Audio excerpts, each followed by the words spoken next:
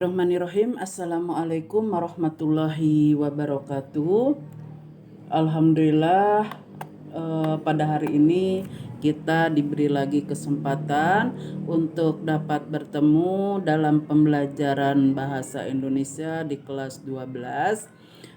Pada kesempatan materi pelajaran kali ini kita masih melanjutkan tentang teks editorial, ya. Pada pembelajaran minggu yang lalu, kita sudah membahas tentang pengertian, ya, ciri-ciri. Nah, pengertian, ciri-ciri, ya.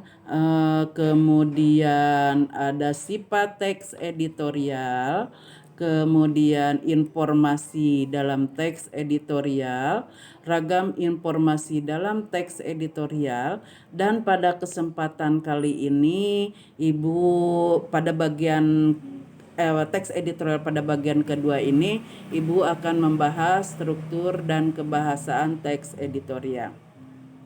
Untuk selanjutnya, agar lebih jelas, marilah kita lihat apa saja struktur editorial yang akan ditampilkan.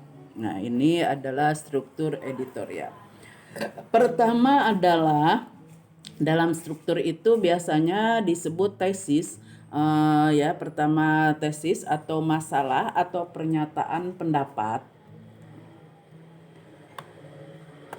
Jadi tesis ini menggunakan pernyataan, ya, atau pendahuluan teks editorial berupa pendapat atau gambaran umum mengenai isu yang dikomentari, isu-isu yang dikomentari pada saat itu, ya. Jadi gambaran umumnya.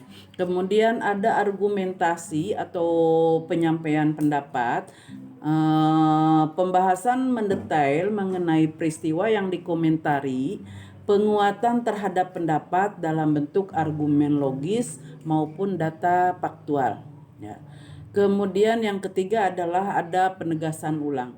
Yang dimaksud dengan penegasan ulang yaitu merupakan saran, rekomendasi, kesimpulan, hingga harapan yang berkaitan dengan solusi atau sekedar prediksi ke depan mengenai berita yang dikomentari. Adalah struktur, ya. Sementara itu ada struktur lain, ya, mengenai isu ini.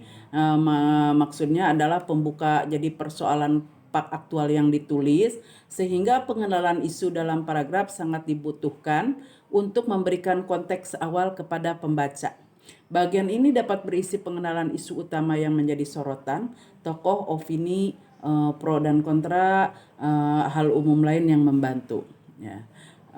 Mengenai argumen juga merupakan tanggapan pada